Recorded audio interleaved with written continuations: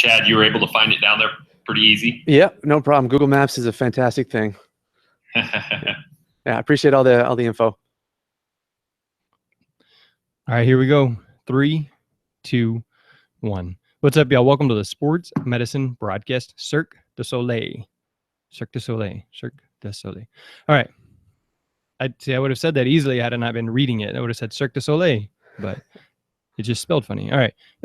This week, our guest is Chad Frazier. Chad and I had talked for a while before we started the show today, and just an amazing story, amazing wealth of knowledge and willingness to share. So let me start off by saying, if you want to talk to Chad, or if you want your AT program to talk to Chad, you want your sports medicine students to hear from Chad, then let him know. Get a hold of him, and just amazingly willing to share. And again, he was talking with my students right here before the show, and has some good information for them as well. So definitely at the end, we'll give you the Chad's contact information, so get a hold of him.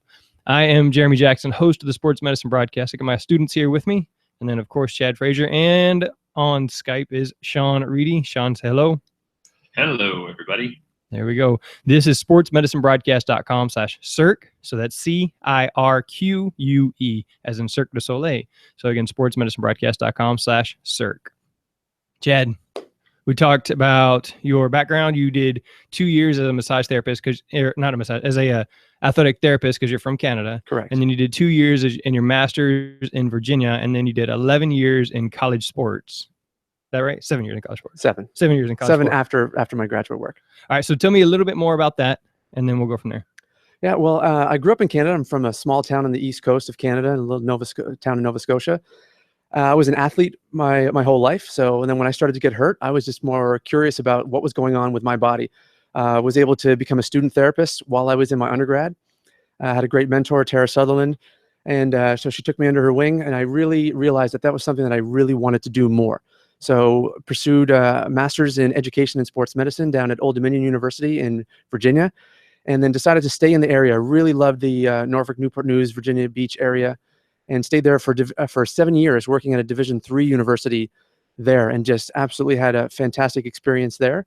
And then decided I wanted to try something a little bit different, wanted to be closer to my family, decided to move back to Canada, and that's how Cirque came about. All right, so you said the Cirque headquarters was there, and you tried out just being there at the Cirque office for a year, and then they said, "Hey, you're doing really awesome. Let's bring you on the show," and then go take it from there. Yeah, so the position actually at first was a permanent position at the headquarters. The IHQ headquarters is in Montreal. That's where Cirque du Soleil was born. And it was just kind of working with a lot of the artists that were trying to break into Cirque du Soleil. So it was almost kind of like a training camp that they would do. Then there was a show that was starting that was scheduled to premiere in 2012. So this was in the fall of 2011 that I started. They needed somebody to kind of be the liaison for all the information, all the artists coming in. I took on that role, and absolutely had a great time. In doing so, really built a rapport with the members of the show, the coaches, the administrators, all the artists. And then they said, "Look, we need a therapist to go on tour. Is that something that you'd be interested in?" So talked it over with my wife and my family, because the whole idea of getting closer to the family was to not be traveling as much like I was doing at university. But it was a great opportunity, great tour plan. Decided I would try it for a year. And now 6 years later, I'm still touring because I still love it. All right, and you were also telling me the tour plan, the schedule. I know you said your wife gets to come out to every city, but what does that currently look like? And I know you said here in Houston you were here 7 weeks. Correct. And are all of them that same length? No, it all differs. So right now, we're on a North American tour. So we're in our 4th year of that North American tour. Generally, we're in a city between 6 and 10 weeks. We're in large markets, so large major cities. So 10 weeks we'll do sometimes like Los Angeles, New York, San Francisco, and some smaller areas like in DC, at Dallas, we do 5 or 6 weeks. We did 7 weeks here in Houston. So we're going to be going to some smaller markets in Canada following this, which will only be 5 and 4 weeks respectively, because it's the first time they've had the big top tent. So it really varies, but it's just great to be in a city for a while. You feel like you live there because you're there for an extended amount of time. You get to learn all about the cool things that are offered in the city. And then right around the time that you're starting to get a little antsy, you move on to the next one. All right. So one of Shawn's questions he wanted to ask there was, what's your favorite thing to do when you travel? So like you came to Houston, you just said you get to explore and see all the cities. So what's your favorite thing to look for and do? So for me, I'm a runner. That's my thing. I find it's a great way to explore a city because you really get to see everything. So for me, when I was in Houston, I discovered the Bayou Park right around under the overpass. I do a 6-mile run. Usually on my days off, I'll go there. I'm heading there tomorrow to do it. So I just love to find areas that I can run and explore, see some old historic buildings, anything like that. Just good visual stuff. That's what I really enjoy doing. Very good. Shawn? So I kind of creeped on your Instagram a little bit and saw that I'm pretty jealous that you got to go out to the training to Becca Voigt's place, and I saw that you do a little bit of CrossFit. Is that something that you stop in and drop into places and do that while you're traveling too? Yeah, so I started CrossFit myself probably about 2 years ago. I have a great gym that I train at in Montreal. So the acrobats that we work with, a lot of those guys, they like to do a lot of supplemental training and really do extra things. So we had some guys that really wanted to challenge themselves a little bit more. So we oversee all the medical stuff, but I also oversee a little bit of the strength and conditioning. So I would take them through some functional training exercises and workouts in the tent and said, hey, if you guys are ever interested in doing something like this, we can actually try going to a CrossFit gym. So we did that when our first city in Calgary in Alberta. And then I just started doing it in all the cities that we went through. So when we were in Los Angeles, I follow CrossFit a lot.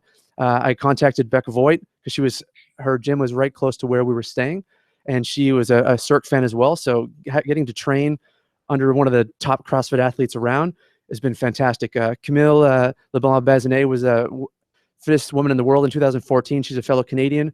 She came out to see the show when we were in Chicago. She was visiting.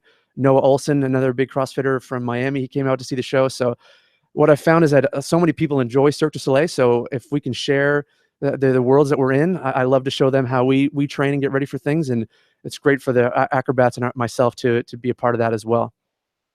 That's pretty cool. Yeah. So on that, what was I guess kind of what Jeremy had said to you about some of my questions. What is your favorite thing that you've ever got to go and see and or got to go and do when you're in a different city? Okay, well, I'd say there's probably, just from a visual thing, the 3 things that stand out are the first time I ran across the Golden Gate Bridge in San Francisco. I mean, that's an iconic thing. Mm-hmm. I also ran up on top to behind the Hollywood sign when we were in LA, and then running through Central Park in New York. Like, those are things that I grew up seeing in movies all the time and just such iconic symbols of things that are amazing. But one of the things that stands out is when we were in Atlanta, I'm a huge fan of the show American Ninja Warrior. And I got a chance to actually test the course before they filmed it in Atlanta, and actually got to connect with one of the guys who had shoulder surgery. I took over his rehab to get him ready to go back to the show. So that's Ryan Stratus, still a good friend of mine. I follow him all the time. And because I got him ready for the show, he actually invited me to Vegas. I got to go to the Vegas finals and run the sideline of the course with him as his guest. So just being part of that, to see some of the ninjas, it was absolutely an amazing experience and something that I'll remember forever. That's awesome. Yeah, that was pretty I've cool. always wanted to do that. I think that's really cool. They make it look so easy, and that when you're up there, when you're testing the course, you realize how far that water is of a drop.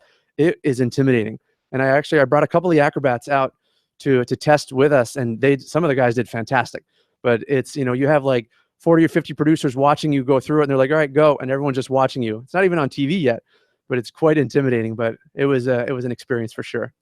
So obviously, how well did you do? Well, I only did a couple of the obstacles because they do it one at a time. So I did a couple of them. I didn't do too bad. I stayed dry, but I also made sure I selectively chose the obstacles that I was doing. One of our guys, he did a fantastic. He actually did the first 4 obstacles right up until the warped wall, until he ended up falling through it. But he did one of the best of any of the testers. So I was proud of him. I brought one guy that did quite well. That's pretty cool. Yeah. All right. So one of my kids asked earlier, are you flexible like the athletes, right? And so when we talked to Dina from San Antonio Fire Department, they put her into that equipment. She had to be up on a ladder and do that kind of training. What is your experience with those type of acrobatic or athletic events that your performers are doing? Got it. Well, to answer the first question, no, I'm not super flexible like the artists. I work on my flexibility, but nothing to that level. It really depends on the apparatus. There are some things that I'm capable to do as what I would consider as an athletic person. But obviously we have contortionists in our show. There's no way I'm ever getting to that level at all. But we have an act in our show, which is called the Acronet, which is essentially a huge, like 30 or probably 40 by 40 foot trampoline. And Shawn, you saw the show, so you know what I'm talking about. So I got the opportunity to get on that. And for that, I like to be able to be on there so that I can get an appreciation of how the body feels and how the body reacts on it. So that if an artist is telling me something that they're feeling, I understand what that's like. On my previous show, there was another, like a Chinese pole. So it's kind of like, just like a pole, but it's got some rubber so has a bit of a grip to it. I would try that and train on that a little bit. So anything that I have the opportunity to get on, and then the show is okay to do that. Obviously, I need to be safe, because I can't be getting hurt doing that kind of stuff. But it really helps me to understand the biomechanics of how these artists move and then how they injure themselves. And the artists are always so open to be able to share their knowledge of it. And that really helps me to understand in guiding rehab and in looking at steps for how they get back quicker. So they've always been really supportive of that. All right, one of Shawn's questions was, as you're dealing with people from all over the world in your shows, how are you communicating with language barriers? Yeah, so we have 15 countries represented from our artists, which is amazing. And some of the artists don't speak fantastic English. But on tour, the language on tour is English. So the artists are expected to have a certain level of comprehension to be able to communicate with us. And essentially, they really want it to be for if you're hurt, to be able to say what you need. We're fortunate enough to have some of the Russian artists or Eastern European artists that don't speak English. They speak some sort of dialect of Russian. And our head coach is Russian, so I could use him as for translation if necessary. We have a few artists, one from Colombia, a few from Spain, that speak Spanish and don't speak a lot of English. One of our stage managers and one of our people in wardrobe also speak Spanish, so that I can use them in a pinch. But so many of the artists have been on tour for so long that they have the ability to communicate, because they've toured all over the world longer than I have. So they're always able to be able to tell me when they have something wrong with them. How does that go with? Oh, sorry. How does that go with? It's a different type of performance. I mean, it's not in the world of athletics where we have to win. Like, we have to win to go on to the next one. Mm-hmm. We have to win to go on to the next one. It's performance. You have to be able to do this every day to be able to do your job. So it's not like I have to go out and put out my all today. It's kind of, I have to go out and put everything into it that I have to. And then be able to do it again tomorrow.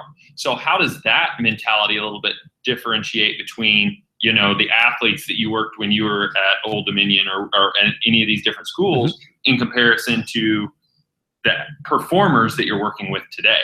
Yeah, no, that's a great question. It's something that I talk a lot about this when I speak to students about this, that at the end of the day, these artists, they love what they do and they always want to be doing it.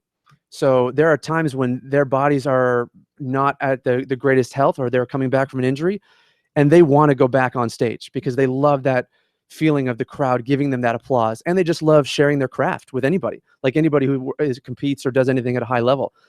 But what I was telling Jeremy before is that, unlike in traditional sport, every day is our game day. Every show, we want to be the best. So sometimes knowing that the athlete is really important, of saying, yes, I'm sure you could probably do it, but you're going to be dealing with something for a little bit longer if we continue to push. So why don't we rest a little bit, make some modifications, and then we'll get you back to 100% quicker. And having that rapport, and that's one of the things I think ATs are so great at, is having that really good rapport with their athletes or their artists, whatever setting you're in, and really knowing them and having that trust of being able to say, it's not that you don't have the desire. I know you do. And I know that you probably could do it. But let's look at this for the long term, that we want you to be a good employee for a longer amount of time, to be able to continue to do what you do for a run. The artists always want to be healthy for premiere, you know, if they have guests in the audience or anything like that. But everyone that's there every night, they pay their money. They want to see the best possible show. So we do the best that we can to really make the artists understand that we want you to be on stage, but we want you to be your best self. And I've been fortunate enough, because of the way I approach it, never really had any pushback from any artists. And the administrators and our artistic director, our coaches, they know that I'm looking out for the best interests of the artist and as well for the show. So it's worked out really well. All right. So in that you're looking for long-term health, long run for your athletes. What is one of your favorite tools to prevent injury? So for me, what I've used a lot lately is just the biggest tool is my eyes. I just love to watch them train. I love to watch them practice because I've seen them train so often for so long. I've been with the show from the very beginning. We've done we're coming close on 1,200 shows that I've watched them so much. I can tell when those little differences are there. So if I see something that looks a little different, I'm talking to them as soon as they're off stage or as soon as they're done with their training or their practice, saying, I'm noticing something a little different. How are you feeling? And if they give me that information, oh, well, I'm feeling a little tight. All right, well, let's look on something. Let's get ahead of something before it becomes another thing. Another thing that we utilize is I film a lot. I'll use my phone. I'll just film some of their tricks, especially things that are quick or with a lot of spinning or with speed, and I'll film it in slow motion, and then we'll go through it together. So then they're able to break it down from an acrobatic standpoint of, oh, I like how this looks. And then I can look at it biomechanically and start to break down things if I see something. And then the three of us, the head coach, the artist, myself, we can talk about it. Hey, it looks like maybe your low back, you're favoring this a little bit. Maybe we can do a little bit of prevention work. So that's what I think is the biggest tool, is just really watching the sport or the craft or whatever it is you're doing. Because the more information you can take in, the better off you can serve your athlete. I know in a previous episode we talked about technology. Do you ever use like Huddle or Coach's Eye, or you just use your iPhone and slow it down? We actually use Dartfish. So it's something. But the beauty about Dartfish is that you can upload it from a phone, or we have the show camera that records the show. We live record all of our shows, so the artists can record it, break it down in speed. We can overlay. We can do strobe effects. It's pretty impressive how the technology is improving, and it's only going to just help people prevent injuries and come back quicker and increase their productivity. All right. Going back to that, how would you educate somebody on that? I mean, that's a different biomechanical pattern. That's some of the, like the contortion is something that we're not supposed to do. Some of those movements are stuff that, like you said, when we kind of chatted, there's 5 people in the world that knows how to do this. So this is pretty special. How have you kind of mentally prepared yourself and put yourself into that situation to where you're able to break that biomechanical movement pattern down? Well, I think what it comes down to is that we also don't want to, if it's not broke, don't fix it. Like a lot of these artists, like I was telling the students here, that they've been doing it sometimes since they were 7 years old. So what I kind of urge people to do, especially in this field, is don't think of everything has to be perfect the way that we think the gold standard of biomechanical movement is. Because you can see somebody that can do something, like we said, only a handful of people in the world can do this at such a high level. Who am I to just say, no, you're doing this wrong, we need to do it this way? That's really not what it's about. It's more, for me, it's about, I analyze it. If I see something that I think could present a problem medically, then I bring it to the head coach who has 20 plus years of experience acrobatically, and the artist, and say, well, are you having any pain with this? Are you having any problems? If they're not having any problems, they're not missing a show, and they're operating at a high level, okay, well, then that's something that we can just move forward on. We don't need to worry about. If I start to see something that looks like it could present a problem, and then they're also saying, yeah, I'm having some discomfort, then I think that's when we need to really act. And if it's something that they've been doing for so long and it's continuously causing a problem, then we really just need to work with the coach and the artist to retrain how their body moves. And then we can do that through, prevention, body awareness, postural, all those type of things. And then it goes back to all the tools that you have in your tool belt as a therapist, of being able to just help that artist get to where they want to do. So yeah, you can do what you're looking for, but you can do it safely and extend their career. So in traditional sports, sometimes it's like, oh, you want to win a championship, or you're a 4-year athlete in university, and then you're never playing it again. These artists in my field, they want to do this as long as they can. They want to do it sometimes into their 40s. I have an artist who's 42, one of the high-level acrobats. So if I can add 2-3 years onto his career, that's more money in his pocket to take care of his family and to continue to do the things he loves to do. So ultimately, it's just looking at what the artist is giving you visually, and then having that conversation of, all right, what do we act on and what do we not? Does that answer your question? Absolutely. Yeah. All right. obviously we all as athletic trainers know general treatments. We know how to stretch. Most of us know how to foam roll or do some sort of soft tissue mobilization. What are some very unique treatments you've had to use? Well, we don't really reinvent the wheel that much, but one of the things that we've done is trying to look at doing either release or strengthening in functional positions. So one interesting thing I'll talk about is the Russian cradle, stuff that we had talked about, Shawn. So Russian cradle is an act where essentially if you've ever done a kettlebell swing, it's like this guy just does a huge kettlebell swing with a human being who happens to be, almost 100 pounds, and he throws and catches her around. So obviously, if you think about from a flyer, their arms are extended, they're hanging from hand to hand and being swung around. A lot of traction, a lot of forces on that shoulder. So if you think about, oh, well, we're just going to strengthen the rotator cuff. That's, low-hanging fruit, easy. But in learning about this discipline, the shoulders have to be loose and lax in order to be able to get that full range. That's what I've learned. So what we've done is we've almost started to do some rotator cuff strengthening with the shoulder in full traction overhead, which by normal standards you wouldn't do, but it helps to strengthen those tendons in a more functional range for her because she spends her entire act with her arms overhead with traction force. So we always talk about, packing that shoulder joint in to do it for rotator cuff, but that's not her reality. So we had to kind of change our thinking and say, all right, well, we want to strengthen the rotator cuff, but we also can't allow it to be close. So what do we do? So we just started to kind of play with that and figure out, all right, well, what if we just have you do some band work with you completely extended overhead, doing internal, external rotation? Now we can establish some of that strengthening. So it's just a matter of just having the ability to sit back and say, all right, what are we looking for? How can we fix it? And then find something that works.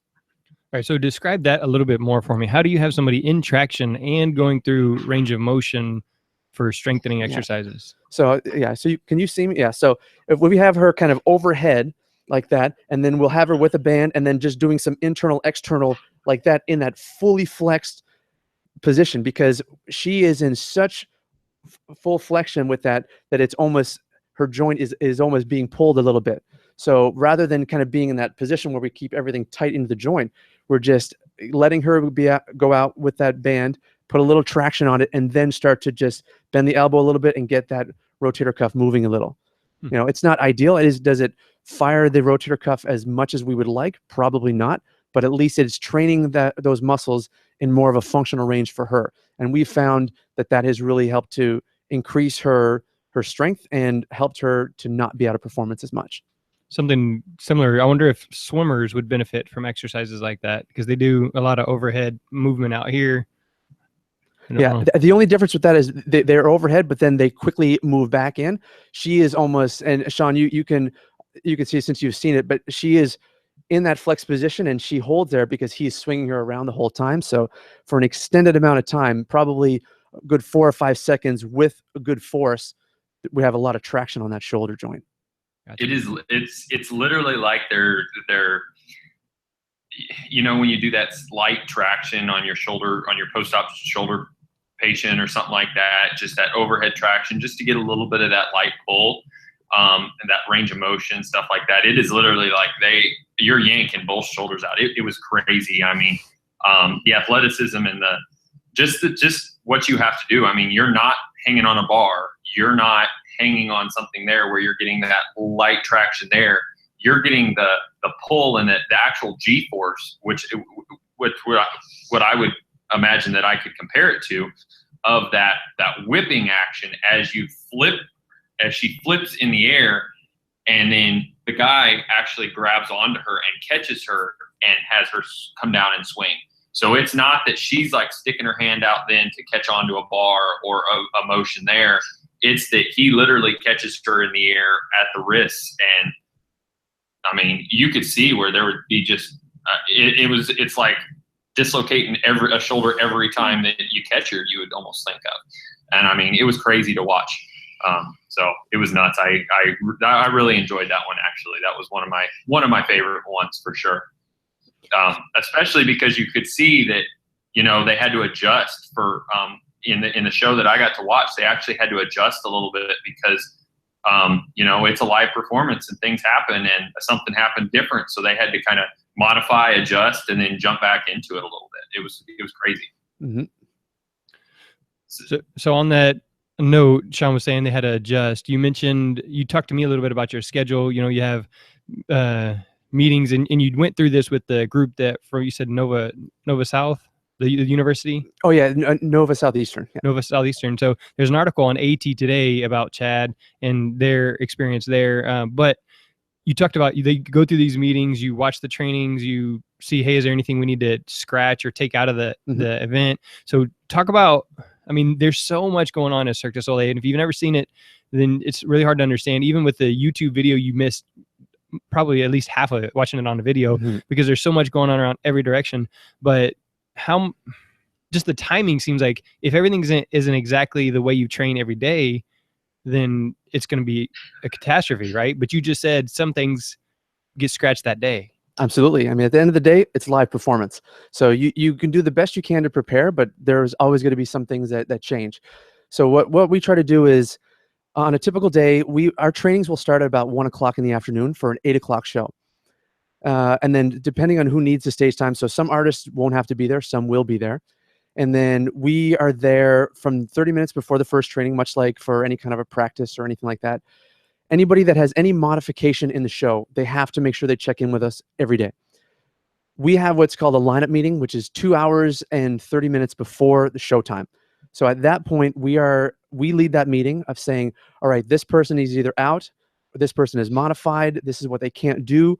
So we say who's in, who's out, who is able to not do something. From there, then the head coach says, okay, well, based on that, then this is the acrobatic show that we have. And then the artistic director, who would be the equivalent of like an athletic director or the head coach for a sports team, they're like, all right, well, then based on that, we're going to do this, this, and this. And then that filters down to all the people in the show, because lighting needs to be aware, sound, rigging, everybody, the band leader, everyone needs to know if there's any modifications. So they need to have enough time to do that. But still, when that happens, sometimes things happen 30 minutes if somebody's warming up right before a show. Something happens. And if we can't scramble to have somebody replace, then it just has to be cut. The show that I actually got to go see, they actually had to do some cutting of one of the deals. You would have never noticed that it was gone. It was crazy how quick how awesome that it was. And like Chad had said, he goes, I wish you would have been able to see the full event, because you would have not even understood how awesome it was. But we didn't get to see that because they had to adjust there right before. It was like during the opening act, something had happened, and they had to adjust for that. But it was still just an amazing talent that they had, and a deal that they did. But I mean, we would have never known. And it was crazy how easily they could just kind of slip right into that and let it go. Yeah, one of the great things about the company is, and the people behind the scenes, they do such a great job of really preparing for things. And they have a binder. It's kind of like a what if. So in that instance that you're talking about, there was an artist who had a spasm right in the middle of one of the first acts. You assess it as quick as possible, and that's one of the reasons why I love doing what I do here, because it's fast paced. You're making the decisions, and you have to make those decisions very, very quickly. So it's like, the first thing I'll ask them, or what's the next thing you have to do? So, and then I start to know, do I have 2 minutes? Do I have 4 minutes? Do I have 5 minutes? I have to do that quick assessment to make sure, and then functionally test them, and then make a decision to the stage management of this person's out, or they're going to be doing this, or I need more time. So in that instance, it was a no-brainer. He wasn't able to do what he needed to do. So I'm like, look, he's out of this. And because they would have required to do a validation, they have to cut that part. But we've been on tour with this show now. Like I said, we're in our 4th year. So they know that if this person's out, we just have to cut that part. So for the people that have never seen the show before, to them, it's seamless. They have no idea. But if somebody maybe had seen something on YouTube, or somebody told them about, oh, you got to see this one part, those are the people that you feel bad for, that are expecting something because they're like, oh, I heard about this, and then they don't get to see it. But it's the same as, if you go to a Rockets game and you want to see James Harden and he might not play that day, it's live performance just like that, right? So you hope that you always have the best show, but sometimes you have to pull people for those kind of reasons. All right, so talk some about the bracing or taping that you might do with these athletes. So a lot of it is because on our show, a lot of the costumes cover everything. So taping is not really a problem. I can do anything because their costumes are always going to cover it. If there's anything with feet or hands, we use a lot of the tan Power Flex because you just want it to look skin colored. You just don't want to have the illusion that it looks like that you're wearing any type of a bracing. We have one act in our show where it's two guys and they're both shirtless. So if we had any issue with that, that would be a difficult thing. At the end of the day, I can suggest anything medical that could be beneficial, but the artistic director has to give the final green light for that. So if I say, well, this person has to be in a brace or in this taping, and she's like, I don't like how that looks, then we would pull them from the show from that, because it's my job to take care of them medically, but ultimately she presents what she thinks is the best artistic show. And if she's like, oh, I just don't like how that looks, I fully understand that and respect it, but I can't have them go on stage with that because of their injury. And she's like, all right, well then we just hold them from that. So again, that's a great rapport with the people that you work with, and she has a health science background as well. So she's never ever fought me on that, and we have a great communication relationship. One of the questions I have with regard to that is, I know that so me and my girlfriend are always out in Vegas during the national finals in December, and we try and go to a different show. This past year, we actually went to the Zumanity show.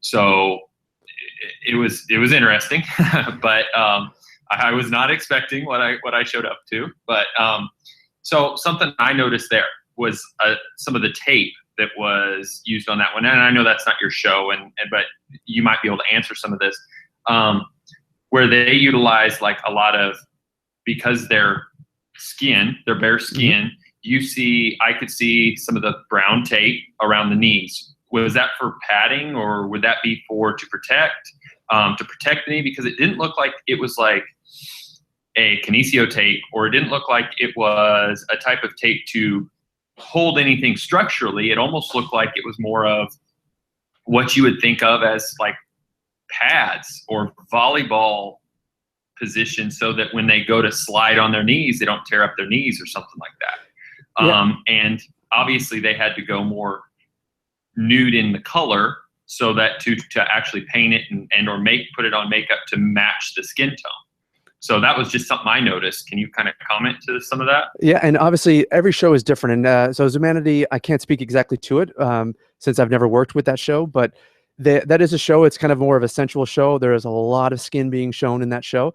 So it could be either way. Like if there is a lot of movement on stage where there is sliding, and if you're sweating a little bit, having sweaty skin skid on a stage, that would not be very pleasant. So I'm sure that they would either have something to be able to glide more on the stage, or if it has some sort of a dual function of maybe for a little bit of patella or anything like that, or just as a protective thing for their skin, because there's a lot of skin showing in that show for almost the entire time. So it's probably every artist would have an individual thing, like maybe for their character, I want to be able to slide and be free to move on stage. So I don't want to tear my skin up every time. All right, well, let's just put a little bit of tape around it. And as long as the artistic director is okay with it, that's great. Then both functions are served. All right, you said that you are the head therapist, and there's two of you that work on this show. And if you have an international tour, you add athletes and then add another therapist. Talk about the way that you handle that relationship with your assistant, and the way y'all work together in different roles that y'all have. Yeah, no problem. So every touring show has two therapists, a head therapist and then a therapist. That exception is when for the Japanese tour, then they add a third therapist, because they'll generally add between 12 to 15 extra therapists. So it's just like any kind of sports medicine staff. For me, I love it to be that we're a team, and while I have a responsibility to answer to things with budgets, all that kind of thing, my therapist, Natalie, we've been together on the show for a year and a half now. I would trust her with this show. If something happened to me, I needed to go away, I know the show is in good hands. She's a very strong therapist, great with the artists. So we do everything hand in hand. I want to know about her cases. I want her to know about the cases that I follow. So there's none of this, oh, well, I need to overlook this because I'm the head therapist. That's really not how we try to operate. We want to make sure that everyone is sharing information and knows what is going on. And it's really worked for us. And that way the artists know that they can come to either of us. We're going to get the same type of care, the same premise of how we deal with the people. and the same values and morals of how we're protecting the show. There's not going to be where one person will allow, okay, well, I'm going to let this slide and go back. No, we're here to serve the artist's health and as well to support the show. And we're always on the same page with that. All right. On a similar note, you mentioned to me that you were interested in an internship program with Cirque, giving athletic trainers an opportunity to work and see what you do and get their foot in the door. How do you see that working out? Yeah, it's kind of in its infancy stage because, like we had talked about, some of the institutions I've gotten an opportunity to meet with, what I've found is that every time the students come to visit or they hear about what I do, they have so many questions because they really don't know, well, what is it like? What is there? So I want to expose students to this as an opportunity and as another setting. We all think, when we think of athletic training, you think of the traditional sports setting, which is great. That's how I started. That was what I always wanted to do. But now that I'm in performing arts, I love it. It's great. I love the fast pace of it. So what I'm trying to do is hopefully to establish some sort of internship opportunity. I just don't know. I'm still in the works of trying to see how that's going to kind of blossom and grow. But it really just comes down to the therapists themselves devoting our time to really spend time with students. For me, I had a lot of great mentors when I was a student that really took a lot of time to help me along the way. So it's my way to kind of give back and pay it forward.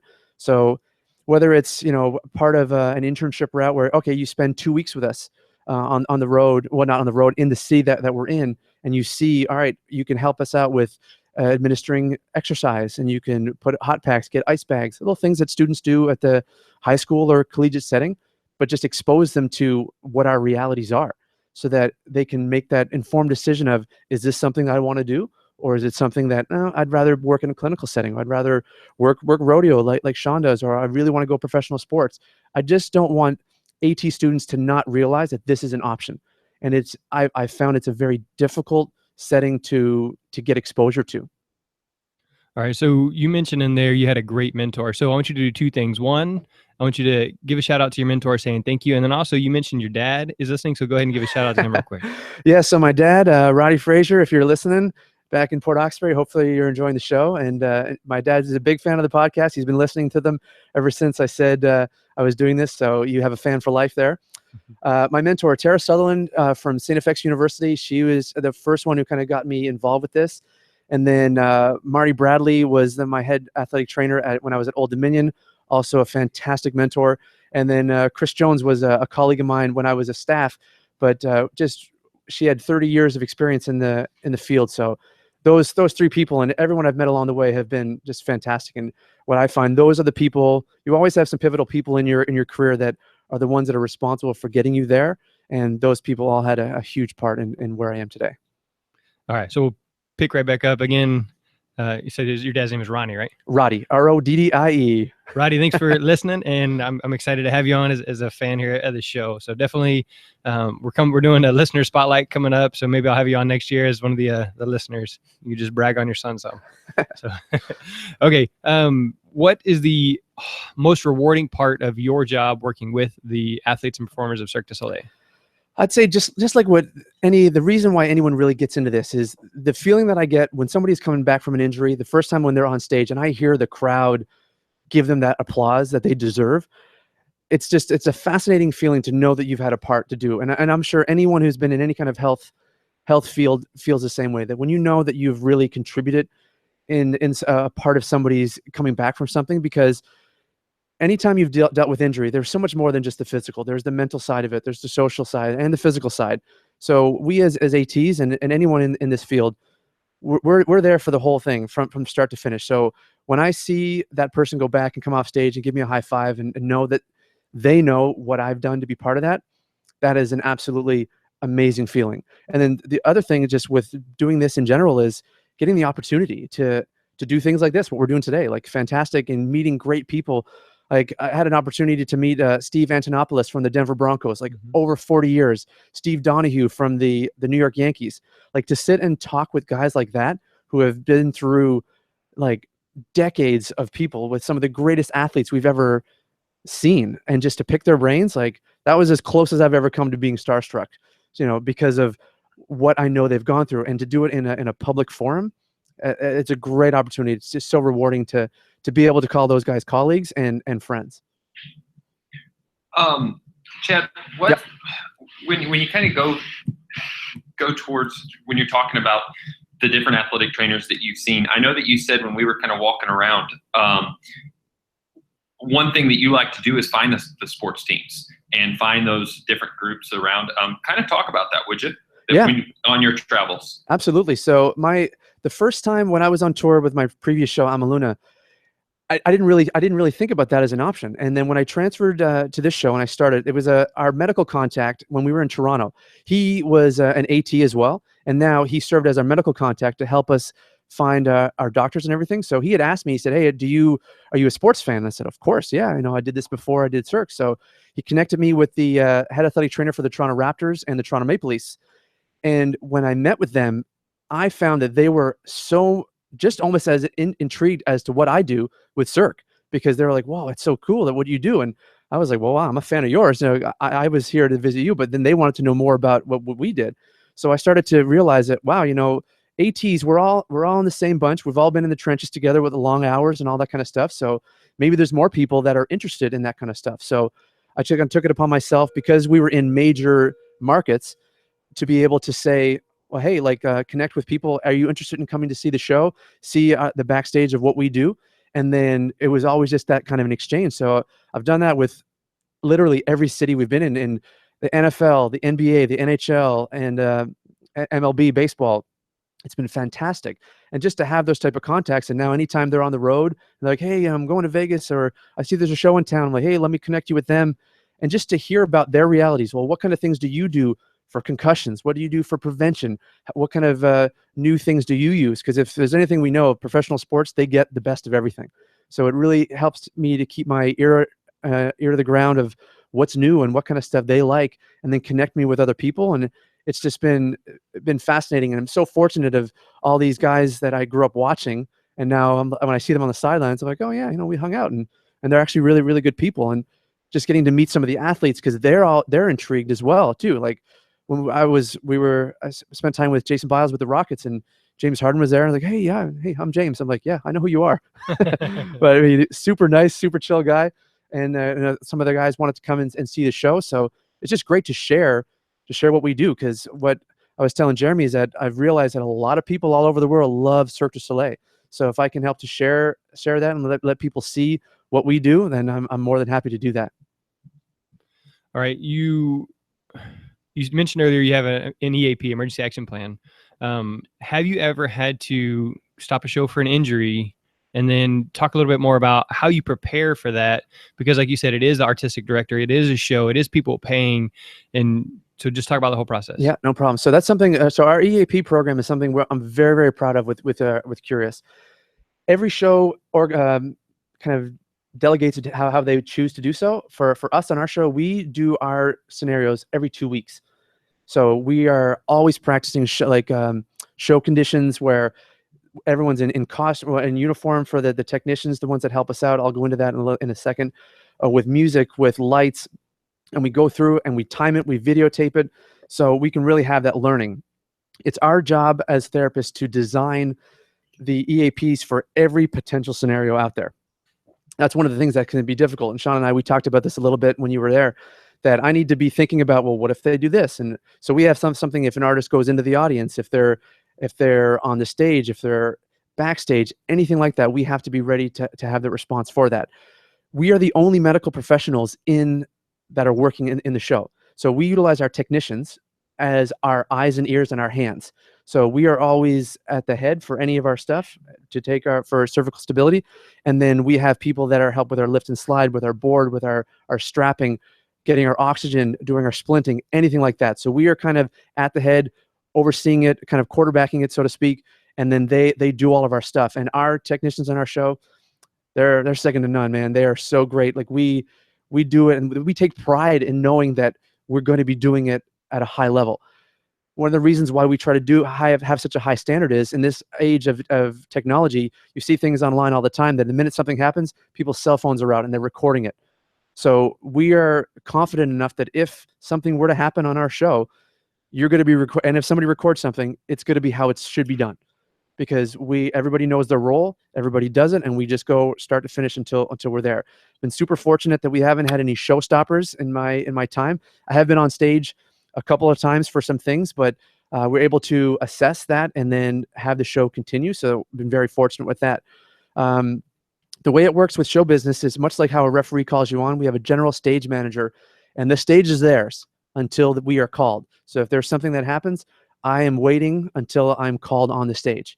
And then we make a decision, and everyone communicates on radio of what the plan is, and then we go into that.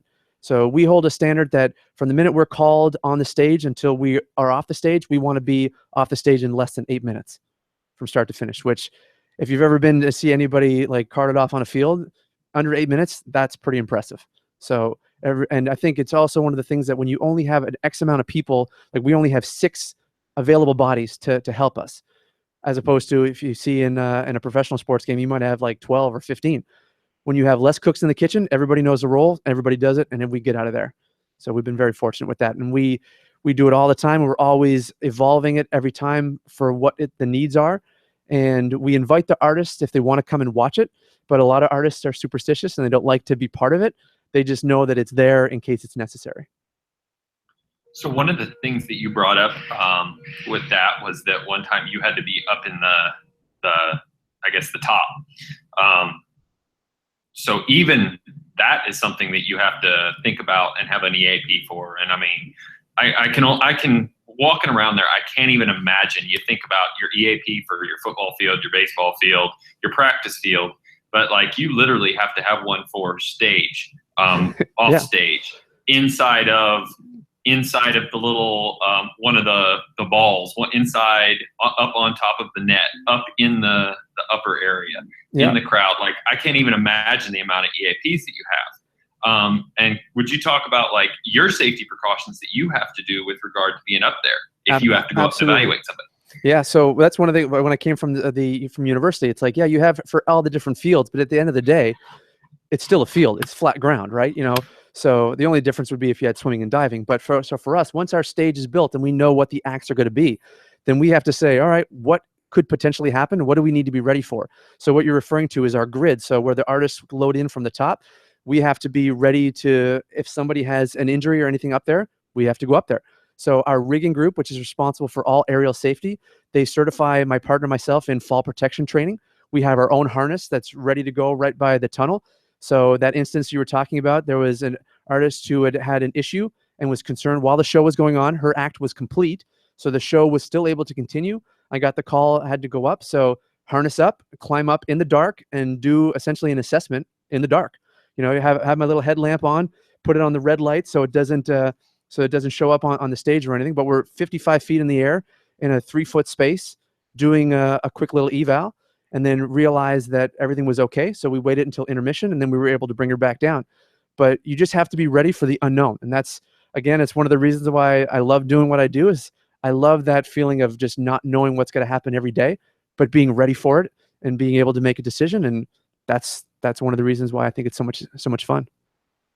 All right. So going back to, you talked about the internship that is again in its infancy. You mentioned having an athletic trainer doing some of the jobs that maybe a high school or college student athletic trainer would do.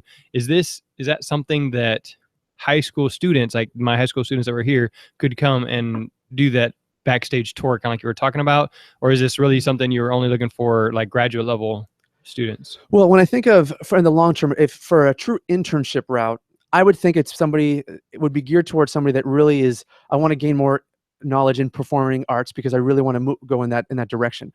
But for any high school or any college, I think it's a great opportunity to at least do a tour and see the space and see what's out there, to get them thinking about it. If they're in a high school athletic training program, is this something maybe I want to go into college or university, knowing that this is an option? I think that's a great exposure for them, and I just want them to have that as an opportunity. But I do think that it would be geared more towards somebody that could serve more of a function of, okay, now you have an understanding, a good strong understanding of anatomy and exercise, therapeutic exercise and modalities. Those kind of things is what I would envision of it in the long term. Gotcha. something I want to ask with regard to your travel, because I know you brought this up, and this was one thing that you said was that, you know, you moved back to Canada to be able to be close to family and to not be on the road all the time.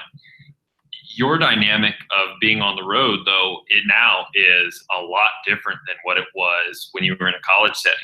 And I know I've kind of moved into a position here where I'm on the road a little bit more. And how does that affect with your family? How does that affect your family time? How do you adjust for that for somebody that, let's say, wants to go into Cirque or wants to go into something like that, where, you know, you're gone, you're in one city for 7 weeks and then in another city and it's not like you get 3 weeks home in between it, you go straight on. Yeah. How do you approach that? Yeah, no, that's a great question. And to be honest, it's a conversation that everybody has to have individually with those people that they care about the most. So, like you said, the plan was when I was getting back, I moved to Montreal with my wife, Dina. Hello, babe, if you're watching. And to be closer to the family. So I was working at the headquarters, and then, like I had said before, that all of a sudden this opportunity came to tour again, which was similar to what I had done in the past, where, you know, you're on the road a lot. But even in the collegiate setting, you know, you're gone for a game, but then you're always come back home. That's not the case here. So my wife and we had a discussion, and I said, look, what do you think about this opportunity? I think it's great. I want to try to see what it's like. And we both love to travel. So we said, we're going to try and see how it works out.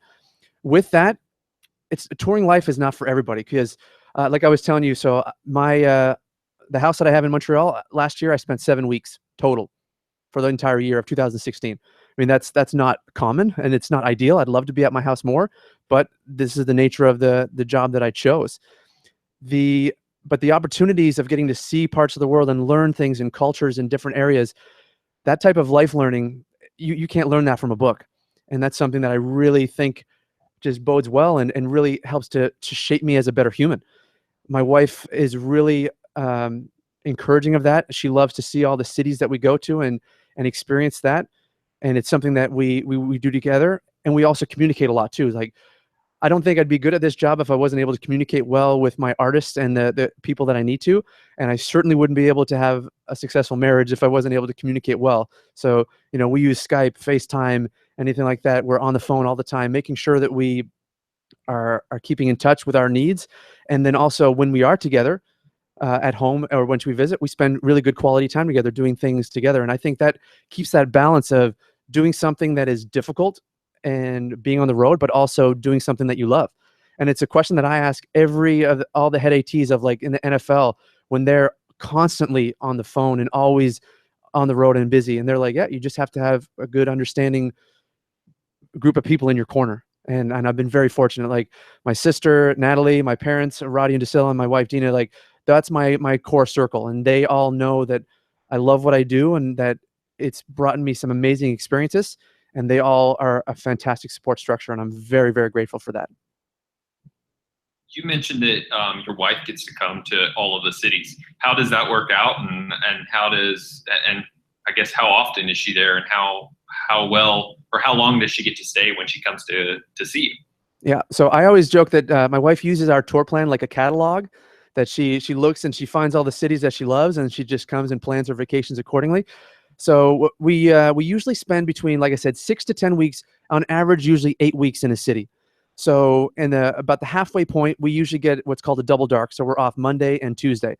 So she usually will try to plan her vacation times to come visit me around that time, where we usually will have 3 or 4 days together in the city, and she'll come and watch the show, hang out backstage, get to know, and just hang out with the artists, because she knows them so well. And then we explore the city. So we try to do that every time in the middle of a city. And then I almost always will go home in between those cities. So we're in our final week of Houston, and I'll be heading back to Montreal to spend the week with her then. And then is that the travel time that they're moving on to the next facility? Yeah. So generally, and when you're in the North American tour anyway, we have 1 week off in between all of our cities. And then once a year, we have what's called an annual leave. That's a 2-week break. For that, the company will send everybody to their home address for 2 weeks, and then they will fly them to the next city as well. So we had that after Miami to start the 2017 year, and then we won't have it until the end of 2017. cool.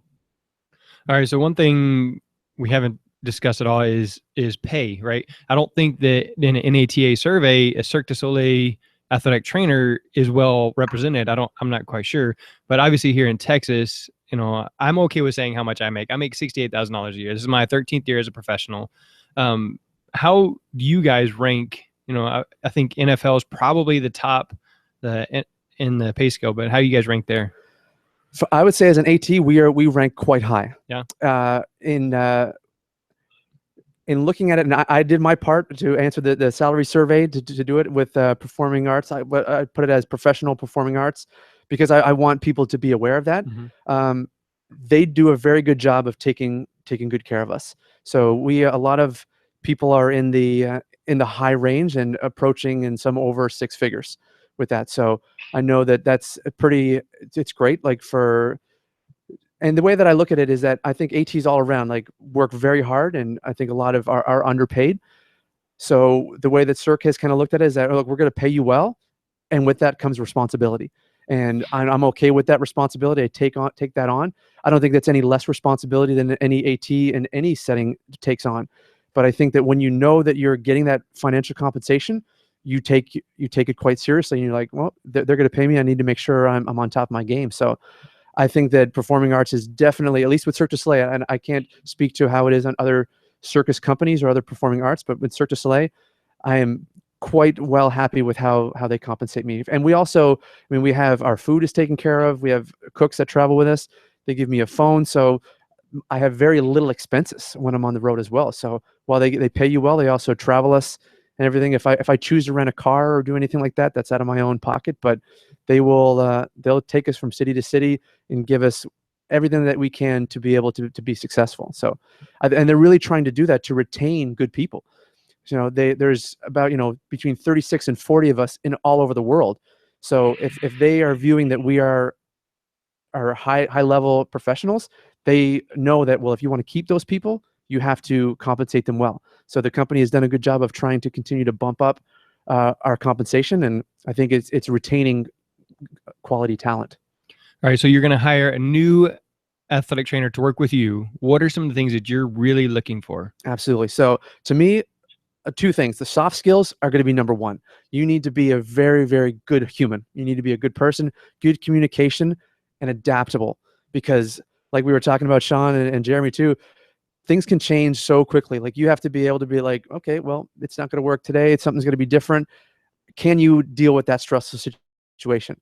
From a clinical side of things, you need to be great with your hands.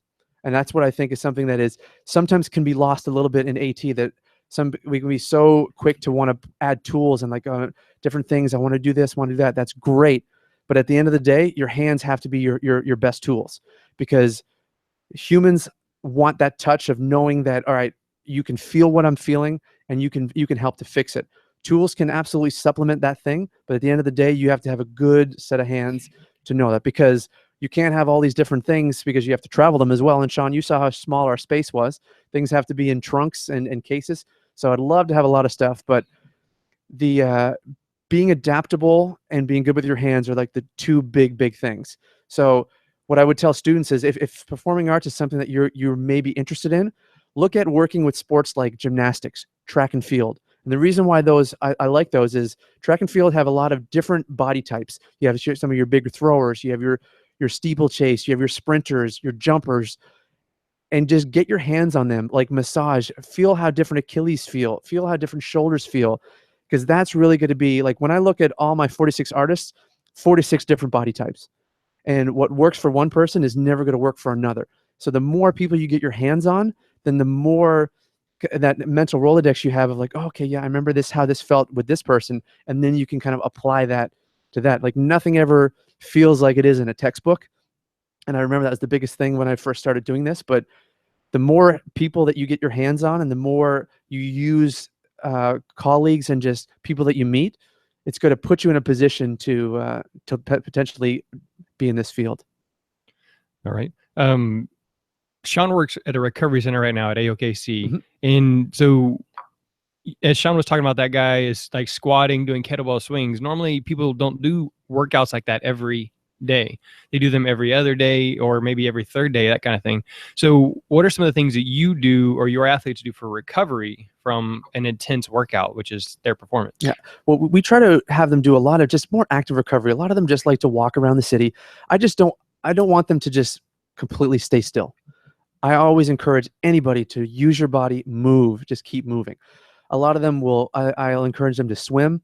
I really push a lot of spa recovery. So on their days off, they'll go do a dry sauna, do some cold tubs, and do that back and forth like jacuzzi, just to let their bodies recover. And a lot of them, some of them have families, and they'll just walk around and explore the city. But I also tell them, well, don't walk for 15 miles, because they're not used to that.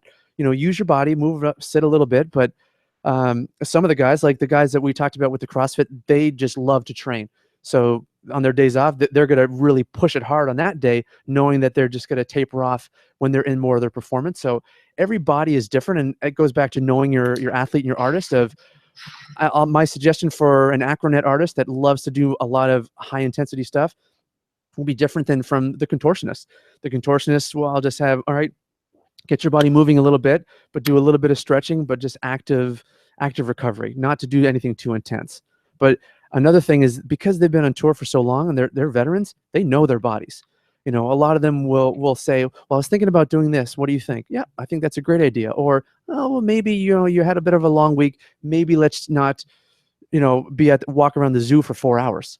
It's going to be, almost 95 degrees. Let's not do that. And they're like, oh yeah, I didn't think about that, because they're just thinking of, I just want to do something to get my mind out of it, get my mind fresh. But we also have to take care of their bodies, because they only have that one day to recover, and then we're right back to the grind again. What with that, what do you use? Is there anything, like, what would be the number one or two thing that you use that's maybe new, or something that you do, not maybe only for recovery but treatment, other than, we talked about hands, just using manual therapies, and I think both utilize a lot of manual therapy, but is there something big out right now that you're utilizing? Well, for us, we use the Normatec, and I just like that for recovery, and I let the artists kind of just use it whenever they want. I'm a big fan of the Game Ready, but what I found is that a lot of the artists, especially like Eastern European artists, they're not a huge fan of icing at times. So I'm not going to force somebody to ice if they really just don't like it. Again, it goes back to, they know their bodies, they've been doing it a long time. Who am I to change what they've been doing? So at one point, I decided, well, at least the compression therapy is really good to help the recovery of the legs. We also try to push a lot of just myofascial self-care. We use a lot of the release balls and the Theracane, any kind of foam rollers, just for them to really get the feel of what their bodies, where their tensions are, and how they can release them themselves. I think dry needling has a huge place in recovery as well. My partner and I are looking into potentially doing that for our next round of continuing education. I think if you have anybody on staff or anybody that you can outsource to do that, I think that has shown a lot of good success, and I'm seeing that as kind of a really important trend. We also do some cupping as well, just to work that negative pressure to just kind of complement the positive pressure of the release that we do. And some artists love cupping. Some, they don't even like it because they just don't like the look of the skin pulling up like that. So, all right, it's not for you. But we've seen some good success with that. So what I try to tell the artists is that if there's something that you really think that you'd benefit from, I will do everything I can to get that and facilitate it to support you. Because I think another thing that sometimes ATs can do is they think that they have a template of, oh, no, this is what everyone's going to get. And I think that that's a wrong way of pigeonholing that. All right, we're always going to do this set of exercises for everything. You really have to just be willing to be open and learn from your athletes. You can give them the knowledge that you have. And I tell my artists that, look, I studied a lot for this, and this is what I think. Let's have a discussion. If the artists love to know that it's not just me saying, well, this is what we're doing. I'll say, this is what I think. What are your thoughts? And we'll have a discussion. And then sometimes they're like, but I really want this. Okay, well, I'm cool with that. Let's do that. If it works, fantastic. If it doesn't, now maybe we'll try it this way. And that's how you get that buy-in, that if it's everything, well, no, it's my way or the highway, then you're going to have that defensive and you're taking a position. I just never really thought that worked out very well. So if you're open to different ideas and different possibilities, I'm all for it. Sometimes artists will say, oh, I want to go and get a chiropractic treatment. Okay, no problem. Go ahead. That's not something that we do, but if you want to do that, go ahead and you can do that, and we'll support it. So we really try to encourage the artists to do a lot of self-care. All right, completely off topic. Right. Being a world traveler, my wife likes food. We went to San Francisco, as you mentioned, and she had one of those sourdough bowls with clam chowder, right? So it's really popular there in San Francisco. Absolutely. So where are the places that you would go and pay for food rather than eat what's provided for you? Well, the good thing about it is that every Monday, that's our day off. So our kitchen, everything is closed. So every Monday is the day that you're on your own for food. So most of the time, if I'm working the show, I'm there from 2 until 11. So I can't go out. If I'm working an early shift, like I'm there for the first training and I'll leave when the first show starts at 8 o'clock, then I might be able to go and do that. I'll always do that when my wife is in town because she always wants to experience something like that. She's much more of a foodie than I am. She will eat anything, and I'm sure she's probably rolling her eyes right now because I'm a very bland, picky eater. So I'm very simple. So, but I'll try to encourage her to go and try to do some different things because she loves to experience that. But yeah, just like you said, like she wanted to try the clam chowder in a bowl when we were in San Francisco at Pier 39. Yep. And then, when you're in Miami, we went to a Cuban restaurant. So we try to just expose ourselves to what is big in the area and see what's out there. And she's usually much more happy than I am because I'm like I said, I'm as vanilla as they get. All right. So on that, have you had any barbecue since you've been here? I had a little bit when we were in Dallas before, but not since I've been in Houston. It's been because we're a little bit more outside of the city. It hasn't been as easy to go into that area, but I'll eat it. I'm not a huge barbecue fan. I don't want to get thrown out of Texas for saying that, but it's my wife had it and she's a big fan. She loves ribs and she's a big fan of that. All right. Well, I can definitely recommend some afterwards, but very cool. It's just fun to hear the different stories. People obviously are a completely different lifestyle than me. We're here, we have 3 kids. And again, that's something you mentioned that you guys mutually talked about, decided y'all aren't having kids. And so, that's something there. Do any of the athletic trainers or therapists that work with you guys have kids? There are some. It's there's not a whole lot. I'm trying to think off the top of my head. I don't believe that there are any that have kids on tour because right now a lot of the therapists they're single or in long-term relationships, but I don't think that there's a lot of kids involved, and I have to really think about that. But again, touring life, it works for some people, and some people are just like, I don't really want to do it. The company is really great about supporting if you have family on tour. It's great. They'll help to travel with you. The employee is responsible for paying to get those people to those places, and they have to live in the same accommodations that we have. But the company will help with any kind of visa, immigration, anything like that. They'll help and travel them. So they're really, really good about making people enjoy the tour life. All right. So if I say I'm going to retire here in 15 years, right? Yeah. If I wanted to come and work with Cirque du Soleil, am I basically out of, if I'm 55 years old, am I out of the loop? I'm not an option? Absolutely not. No, I think anybody is, as long as if you have the skills and you have the desire to do it at any age, you can do it. I think the reason why it's more for a younger population is because of the lifestyle of touring. That if people want to start a family and they want to be closer to whether their grandparents or their relatives, that's not easy to do all the time. But absolutely, people can do it, and there are some people that have done it for a long time. There's one guy he'd been on tour forever. He's in his mid to late 40s, and he just transferred to Las Vegas to be more permanent. But he toured for a long time, really enjoyed it. So everybody has their own feelings of how they want to do it. Even myself, I'm not sure. I always tell my wife, my friends that I'll do it until I just no longer enjoy it as much. When the negative things start to outweigh the positive things, all right, it's time to make a change, do something different. But anybody is capable of doing it. If anyone is ever interested, cirquedusoleil.com/ I think it's jobs, or on the website you can apply. You can put your resume in the bank.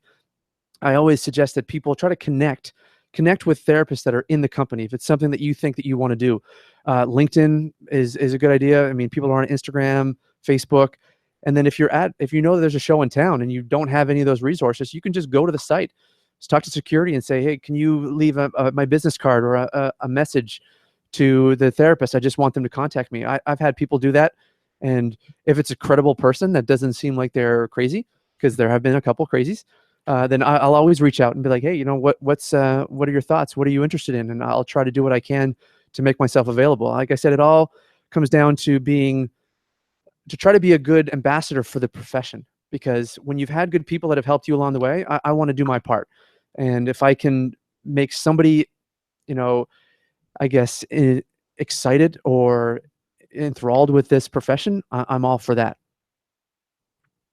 I know that one thing, anytime that the NATA national meeting is in Vegas, they always offer up Cirque tickets. I believe they do a discount on tickets. And I believe the last time there was actually a Cirque du Soleil open forum asking questions, if I remember right. And it was really cool. It was really interesting to be out there. I didn't go to one of the performances when we were out there for NATA, but I know that one's coming up, I believe, here in the next couple of years. I can't quite remember which one or what year. Obviously, we're in Houston here this year, but I've always thought that was cool. And once in a while, you'll actually see them on the job boards there on the NATA's website in the Career Center too. Yeah, absolutely. I think it's great, especially when it's in Vegas, because a lot of people, when they go to Vegas, they associate, like, you see Ka, all those things. Some people associate that experience with Cirque du Soleil, of being on the Vegas Strip. So I think it's great to know that this is an option. And if when the convention is there, like I was able to make it to the convention once when I first started on tour. I would have loved to have been part of something like that, just to let people know that this is what I do. And if you're interested, I'll talk to anybody for days that are interested in it. I never want to be a person who stands up there on a soapbox and like, oh, we do this and I do that. But if somebody has a genuine interest, sure, pick my brain anytime. I'm more than available to do so, because I just think that the more information people have, then the more informed they are to make a decision of, is this something I'd like, or is this something, no, I'd rather stick with my sports. To each their own. All right, so coming back to your comment about track and field experience, Adam K, who was watching live on YouTube, said that he couldn't agree more with the statement there about track and field, just how the different body types and that kind of stuff. So Adam, thanks for listening and commenting there. Chad, I know you said business card is a good way if somebody hands it to security, or I guess like last ditch effort. But if somebody wants to get a hold of you, again, I was kind of bragging on you at the beginning, just how willing to share and talk and just excited about what you do. So how is somebody going to get a hold of you? Yeah, so you could share my Instagram and my Twitter. I'm not on social media as much, like posting as much stuff. My sister gets on me all the time. She said I should be posting more, because she's like, you have one of the coolest jobs. So I'm going to try to get better at that. But you can email me, chad.fraser@cirquedusoleil.com. And what I tell people is that I will always try to get back to you in a timely manner, but there's a lot of stuff going on. We're quite busy with a lot of stuff, but anything, if you write me an email and you're respectful and you're professional with how you write something, I will do everything I can to get back to you and see what I can do.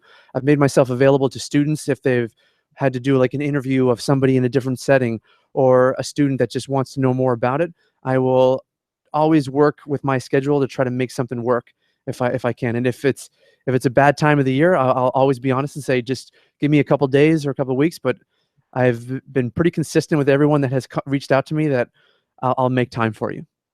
And not just that, you said you can connect them with a therapist. So if somebody's in a different region where there's a show, you can say, yeah, here, let me forward this on to so-and-so. Absolutely. And so because there's so few of us that do this, I'm connected with all the therapists, the full-time therapists within the company. So let's say if somebody is in, there's a show in Denver. Hey, do you know the person there? Absolutely, I'll know them and I can forward them the information. But what I can't guarantee is that they are as eager to work with students or do that. So I don't want everyone to think that just because I make myself available that everyone does, because people have different priorities and whatever they want. So I just wouldn't want somebody to be let down that somebody didn't get back to them. But I would do my part of letting a person know who it is. And and I would try to also connect with that therapist and say, hey, by the way, this person kind of contacted me. And then it kind of goes back to that. If you send me a message and you're professional and you kind of let me know what your goals are and what you're thinking, I can then go to bat for you a little bit more too with that therapist. I'm like, look, this person, they're really interested. They're super keen. They have this kind of experience. I think this is somebody that could be, one of our colleagues someday, as opposed to, hey, there's a show in Denver. I want to meet the person. It's a fine line between somebody who's interested in the profession and somebody who just wants to be a super fan and wants to see the artist up close backstage.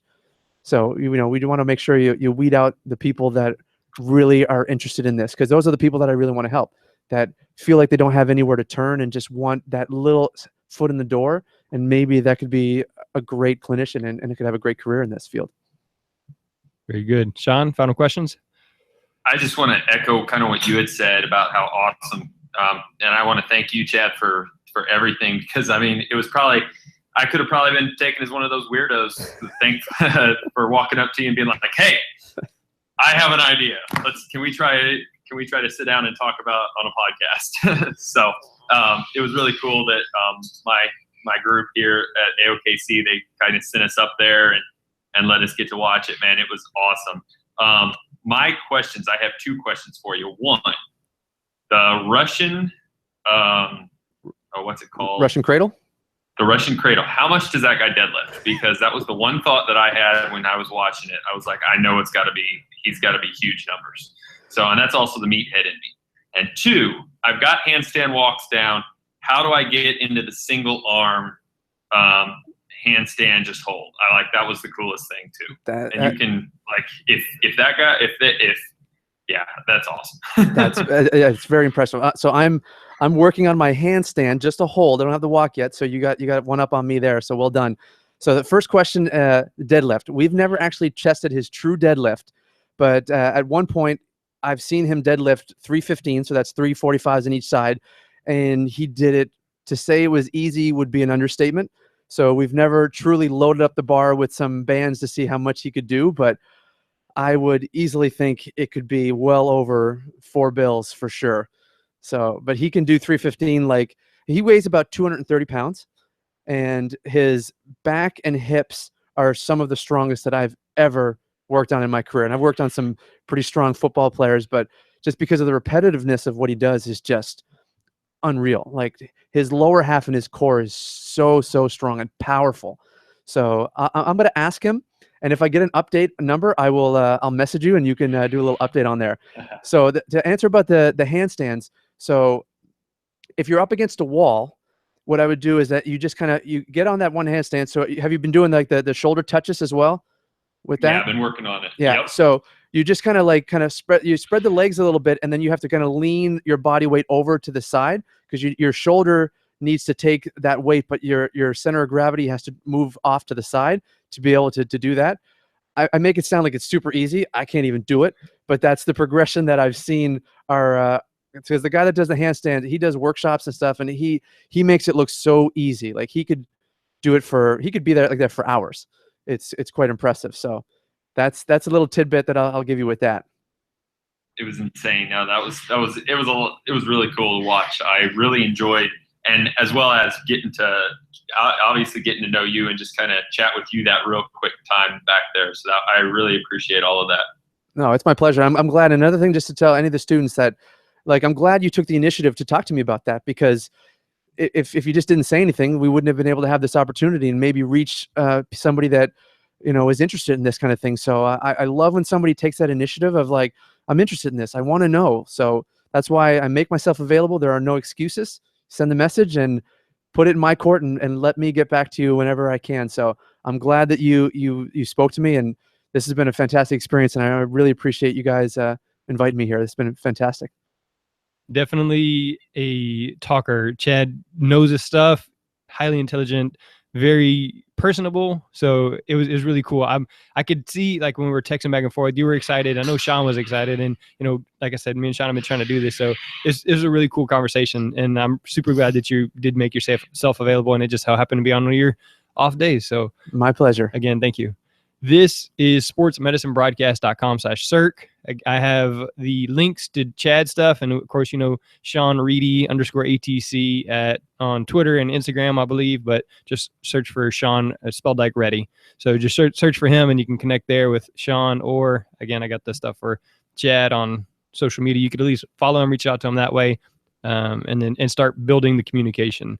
On Twitter, I am Mr. Jeremy Jackson, but the easiest way is sportsmedicinebroadcast.com. And again, this one is sportsmedicinebroadcast.com/Cirque. So for Jeremy, Shawn, Reedy, and Mr. Chad Fraser, that is a wrap.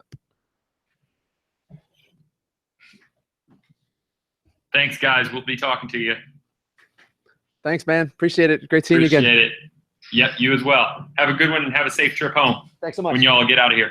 All right. We'll talk to you later. Yep. Take care.